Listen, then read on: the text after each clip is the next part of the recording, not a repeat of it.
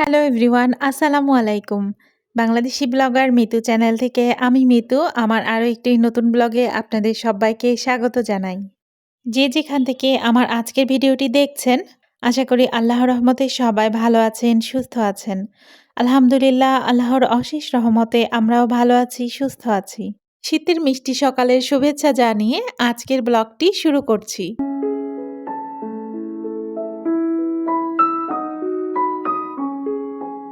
আজকের ব্লগটা কিন্তু একদম সকাল থেকেই শুরু করেছি। এতদিন তো বেশ আরামেই ছিলাম। আজকে থেকে কিন্তু আবারও ব্যস্ততা শুরু হয়ে গেল। সারা বছর অপেক্ষায় থাকি এই ছুটির মাসটা কখন আসবে আর আমি একটু আরামে থাকতে পারবো। আয়নের পরীক্ষা শেষ হওয়ার পর থেকে এতদিন কিন্তু বেশ আরামে ছিলাম। আজকে থেকে কিন্তু আয়নের ক্লাস আবার শুরু হয়েছে। আর আমার ঝামেলাটাও কিন্তু বেড়ে গেল। সকালবেলা উঠে টিফিন বানানোটা আমার কাছে একটা ঝামেলায় মনে হয়। এই ছুটির কয়টা দিন দেরি করে ঘুম থেকে উঠেছি, আয়নের জন্য খুব শর্টকাটে নাস্তা বানিয়েছি। এখন তো আর সেটা হবে না।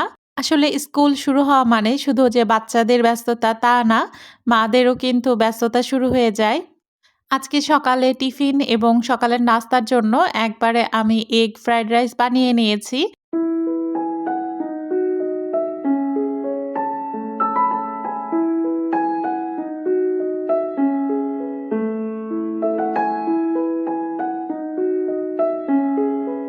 আর এর মধ্যে কিন্তু আমি নাস্তাটা টেবিলে দিয়ে দিয়েছি।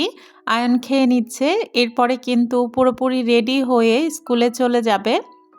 আর এই তো এদিকে আমি টিফিন বক্সে খাবার উঠিয়ে রেখেছিলাম। ওটা কিন্তু ঠান্ডা হয়ে গেছে। এখন আমি টিফিন বক্সটা বন্ধ করে তারপর আয়নের ব্যাগে টিফিন দিয়ে দিব। ভিডিওর এই পর্যায়ে এসেও যারা এখনো আমার সাথে রয়েছেন, আপনাদের কাছে আমার অনুরোধ প্লিজ একটা লাইক দিয়ে সম্পূর্ণ ভিডিওটি দেখে নিবেন। আর আমার ভিডিওটি যদি ভালো লেগে থাকে তাহলে অবশ্যই আমার চ্যানেলটিকে সাবস্ক্রাইব করে পাশে থাকা বেল আইকনে প্রেস করে রাখবেন যেন আমি নতুন কোনো ভিডিও দেওয়ার সাথে সাথে আপনাদের কাছে নোটিফিকেশন পৌঁছে যায় আর আপনারা আপনাদের সময় সুযোগ মতো দেখে নিতে পারেন। আর যারা অলরেডি এই কাজগুলো করে ফেলেছেন আপনাদেরকে জানাই অসংখ্য অসংখ্য ধন্যবাদ। আমি কিন্তু আয়নের টিফিনটা ব্যাগে দিয়ে দিয়েছি। আর এই তো আয়ন রেডি হয়ে স্কুলে চলে যাচ্ছে। আয়নের বাবাই আয়নকে স্কুলে নিয়ে যায়। আয়নকে স্কুলে পাঠিয়ে তারপরে কিন্তু আমি রান্না বসিয়ে দিচ্ছি। আজকে কিন্তু খুব শর্টকাটে রান্না করব। আর এটা কিন্তু শুধু দুপুরের জন্যই রান্না করব। রাতের বেলা চিকেন রান্না করব। আসলে নিজের হাতে সংসার থাকলে সবকিছু নিজের মন মতো করা যায়। যখন যেটা মন চায় তখনই সেটা রান্না করা যায়। আর কাজেরও কোনো চাপ থাকে না যে এটা করতেই হবে, ওটা করতেই হবে। নিজের মন মতো যখন যেটা খুশি তখন সেটা করতে পারি। এখন হয়তোবা অনেকে বলতে পারেন আমি শাশুড়ি ছেড়ে একা সংসার করি, এটা ঠিক না। আসলে আমি যদি আমার সম্পর্কে আপনাদেরকে না জানাই তাহলে এই টাইপের মন্তব্য করাটা স্বাভাবিক। আসলে আমার শাশুড়ি আজ থেকে প্রায় ২০-২২ বছর আগেই মারা গেছে। মানে আমার বিয়ের আগেই কিন্তু আমার শাশুড়ি মারা গেছে। আমার বিয়ের পরে কিন্তু আমার সৎ শাশুড়ি আমাদের সংসারে আসে। তার সাথে বেশ কিছুদিন সংসার করেছি একসাথে। তারপর তারা নিজে থেকে কিন্তু আলাদা হয়ে গেছে। এজন্য আমি কিন্তু একাই থাকি। আমার স্বামী সন্তান নিয়ে। তো এই সংসারটা পেতেও কিন্তু আমাকে অনেক ধৈর্য ধরতে হয়েছে। আর কথায় আছে ধৈর্যের ফল অনেক মিষ্টি। আসলে এই কথাটা একদমই সত্যি। আমি অনেক ধৈর্য ধরার পরে কিন্তু এই শান্তি সুখের সংসারটা পেয়েছি। একটা সময় কিন্তু আমি অনেক কষ্ট করেছি, অনেকের কথা শুনেছি।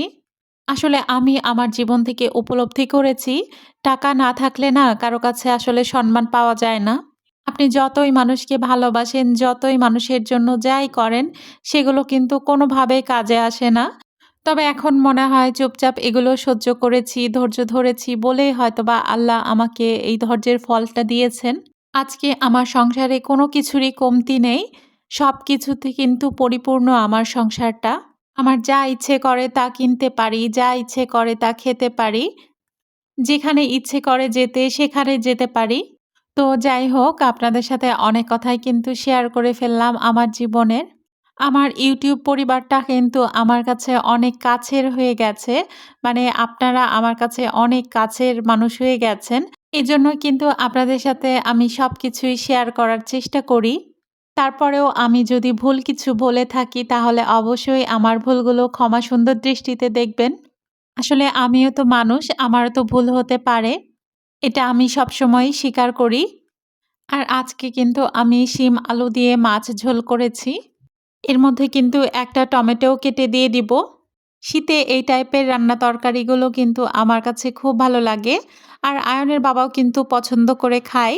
তবে আয়নকে নিয়ে একটু ঝামেলায় পড়তে হয়। আয়ন এই টাইপের রান্নাগুলো একদমই পছন্দ করে না। তাই ভাবলাম এই একবেলা ওকে আমি বুঝিয়ে শুনিয়ে খাইয়ে দিব। তারপর রাতে তো চিকেন রান্না করব। চিকেন রান্না করলে তো আর কোনো কথাই নাই। আয়ন খেয়ে নিবে আনন্দের সাথে। আমাদের বাসায় আয়নের বাবা আর আমার খাবারের চয়েসটা কিন্তু প্রায় একই। আর আয়ন যেহেতু ছোট বাচ্চা তাই ওর টেস্টটা একটু আলাদা হবে এটাই কিন্তু স্বাভাবিক। আর এই তো টমেটো কাটা শেষে আমি টমেটোগুলো তরকারিতে দিয়ে দিচ্ছি। শীতের সব তরকারিতেই টমেটো একটু করে দিলে খেতে কিন্তু বেশ ভালো লাগে। তবে ইদানিং আমি খেয়াল করছি আগে যে আমরা টমেটো খেতাম অনেক টক, এখন কিন্তু আর ঐরকম টক টমেটো বাজারে পাওয়া যায় না। একদমই হালকা টক হয় টমেটোগুলো। তরকারি রান্নার একদম শেষের দিকে আমি কিছু ধনিয়া পাতা দিয়ে দিচ্ছি। ধনিয়া পাতা দিলে দারুণ একটা স্মেল আসে তরকারিতে। আর স্বাদটাও কিন্তু ভালোই হয়। তরকারিটা রান্না হয়ে গেছে। এখন কিন্তু আমি চুলায় ভাত বসিয়ে দিয়েছি। আর এখন কিন্তু আমি চলে এসেছি আমার ড্রয়িং রুমে। আগামীকাল কিছু কাপড় ধুয়ে দিয়েছিলাম। ওই কাপড়গুলো শুকিয়ে গেছে। আর আমি রোদের মধ্যে বসেই কিন্তু কাপড়গুলো ভাঁজ করে নিচ্ছি। শীতের সময় একটু রোদ গায়ে লাগলে কি যে শান্তি লাগে। আর আমার বাসায় চারিদিকে এত সুন্দর রোদ পড়ে, আমাকে কিন্তু আর আলাদা করে ছাদে যেতে হয় না রোদ পোহাতে। আমি দুপুরে গোসল করে তারপরে কিন্তু এখানটায় এসে বসি, আমার চুলটা শুকিয়ে যায়।